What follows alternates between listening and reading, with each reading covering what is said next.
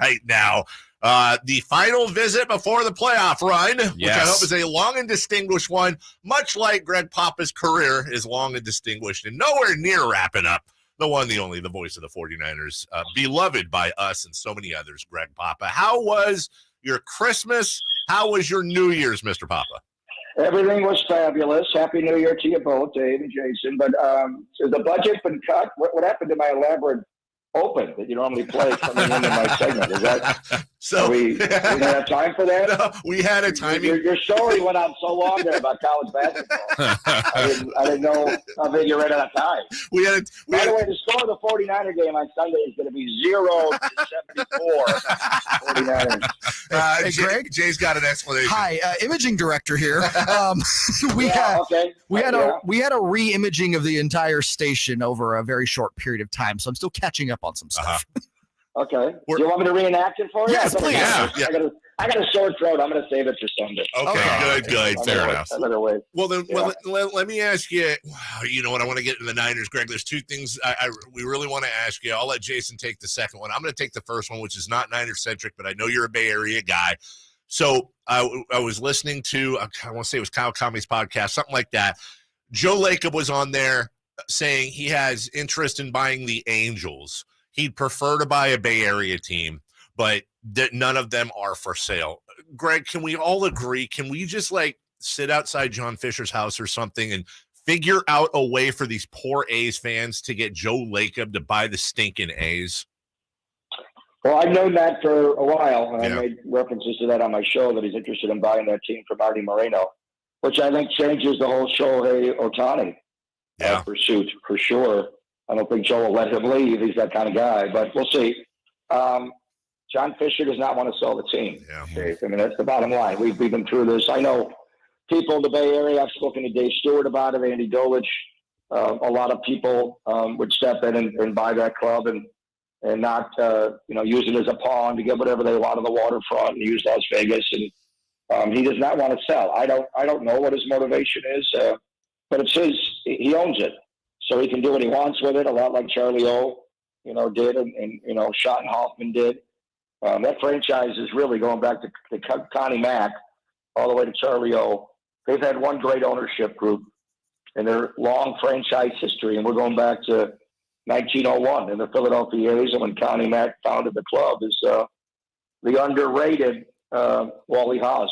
Walter Haas was a jewel of a human being, had a lot of money, obviously. And stayed out of his way and respected people.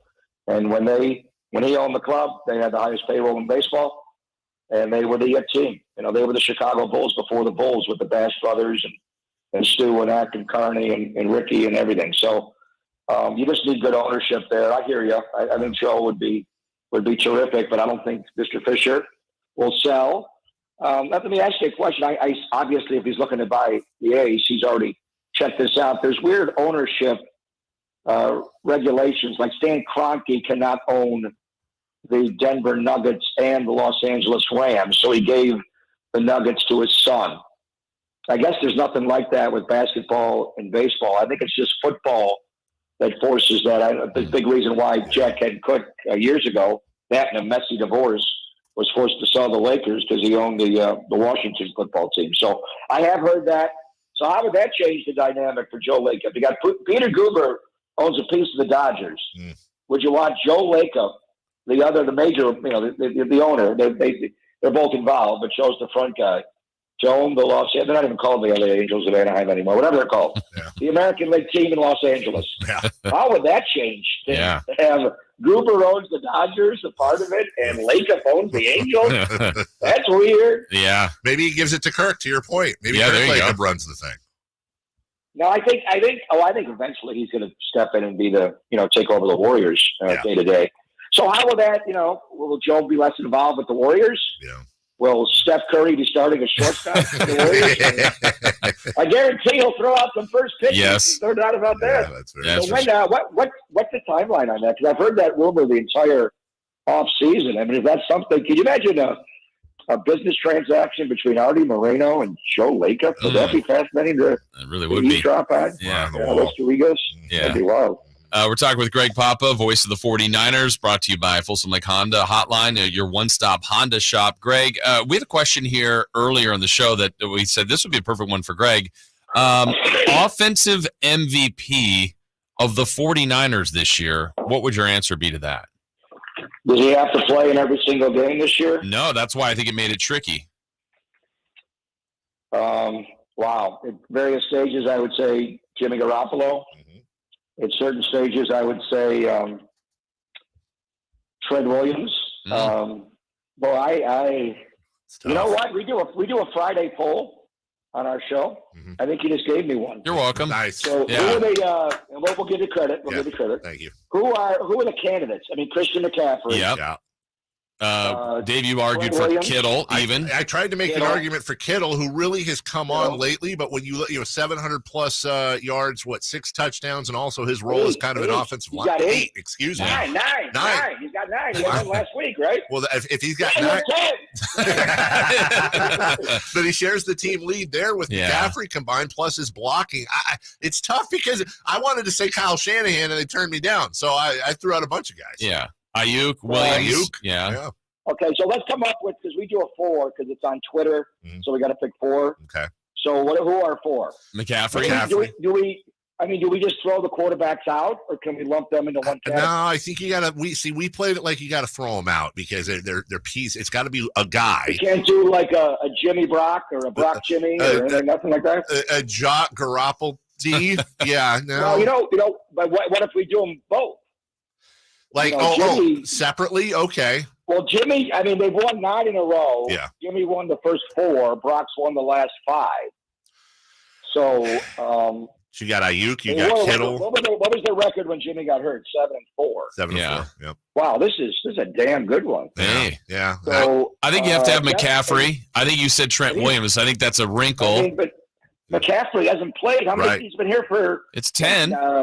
10 games. Yeah. 10 games. Yeah, Patrick Ewing won a Rookie of the Year one year playing 50 games. So there you go. I guess we could do that. Wow, this is a good one. I don't know. Trent Williams, Kittle. We even tried to make a case for Ayuk and Debo, but Debo's missed. Missed. Yeah, I think the hard thing is coming up with 4. Let's go McCaffrey, Trent Williams, Ayuk, Kittle. I think that's right. I think that's right. Is that 4? Yeah, that's 4. I agree with that. And if someone said, "Hey, it's Debo," I don't think you get enough votes. I don't think it's Jimmy G enough votes. Yeah, he hasn't played enough. Debo hasn't played enough. No. If Robbie Gould made more, I don't know. I don't. It's wow. How about third and Juwan? I like me some Juwan Jennings. Third down. Let's just go the easy route and give it to Juszczyk. Yeah, there you go. No, well, you know what? We got to overlook the fullback. Is he played every game? 15. He's involved in everything. All but one game. He's played 15. Well, do you see the touchdown McCaffrey scored Sunday in Vegas? I called it the follow Juice play. It was just like wherever Juice went, and he's the lead block on that. But that's a wide zone. Yeah. And a lot of times you go off the fullback. You don't follow him the whole way. He just got right up his back and just ran to the end zone right behind 44. We learned a lot about Brock Purdy against Vegas, didn't we, Greg?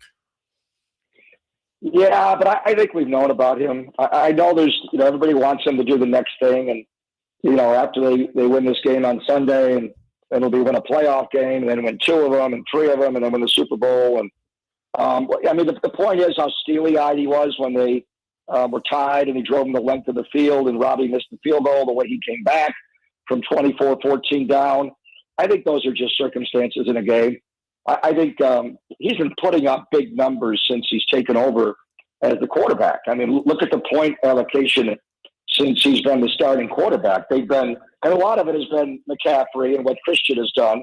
But they're scoring routinely in the 30s now with Brock. So they had to get to 37. He had to get to 34 in regulation and then kick the field goal in overtime. So, I actually thought he made more errors in this game than he has. There were a few he didn't see things out of his, from snap right away. He missed some guys. The interception he threw to Kittle was a complicated quarterback movement where it was a fake stretch right, a roll left, and a throwback right. He had Kittle open for a heartbeat there, and Robertson, the Raiders corner, Meek Robertson, made a great play on the play. George could have fought for it. The touchdown pass to Kittle in the back of the end zone was stupendous. way he got away from Crosby. So I know it's a talking point of the media. Bring the team back. The great line. Who was it? It was John Elway had the all-time record for most comebacks in the fourth quarter, and they asked Johnny Unitas, "Johnny, you didn't have as many comebacks in the fourth quarter compared to Elway. What do you say to that?" He said, "I never trailed going into the fourth quarter." So there's your point. So, so he's got a good team and a good defense. The defense let up in this game, and they were forced to put up a big number. But look at the games that he's played. The Miami game, Jimmy got the first 3. They got to 33. The Tampa Bay game, they scored 35. The Seattle game was a short week, and he was playing the game with fractured ribs and a bad oblique. The Washington game, they got to 37. They did have a defensive touchdown in that game. I think they had one, right? Yeah. And maybe not, because Jimmy Ward got touchdown. I'm not sure. Anyway, in this game, they got to 37. So he's scoring in the 30s just about every game. So the difference was you had to have all those points because the 49er defense let up, and you needed all of them, obviously, to win the game. That's Greg Papa each and every Friday. And I was just doing some counting here. I hope this is the 5th to last appearance by Greg, because we'll always do the week after wrap up as we pound our way through to Phoenix. But we got to get past, Phoenix, Arizona this weekend. So I think the last time we will do it will be on Michael Jordan's birthday, February 17th. Yep. I will have a raging hangover from the parade, which will be on February the 15th after they win the Super Bowl on February the 12th. So speak it into lock existence. Me in right now. We can spend Valentine's Day night together and have dinner or whatever you want. But perfect. Lock me in. We're going to be busy the 15th for the parade, and then I'm on with you guys the 7th. I'm looking forward to it. Yeah. Wow. Yeah, I'm looking forward to it. What a jinx that is. That's the ultimate jinx. So I'm looking forward to getting big hugs and They can't win the Super Bowl with the last pick in the draft playing quarterback. No rookie's ever done that. Who's saying such insanity? That's not going to happen. I'm just looking forward to you getting. You're going to get residuals from the Disney movie, Greg. You're going to be in it. So. What do we call it? Rockstar? Yes. Wow, look at that. That's it. First try. Rocksteady. Pretty good. We call it pretty good. Larry David will want to cut of that if we do the pretty good. Probably will. Have a great call this weekend. Rest that voice, sir. Thank you, guys. We'll talk next week. Right, take care. That's great. Papa. He was on it. Rockstar. Yes. Yeah. It's a good Nickelback song.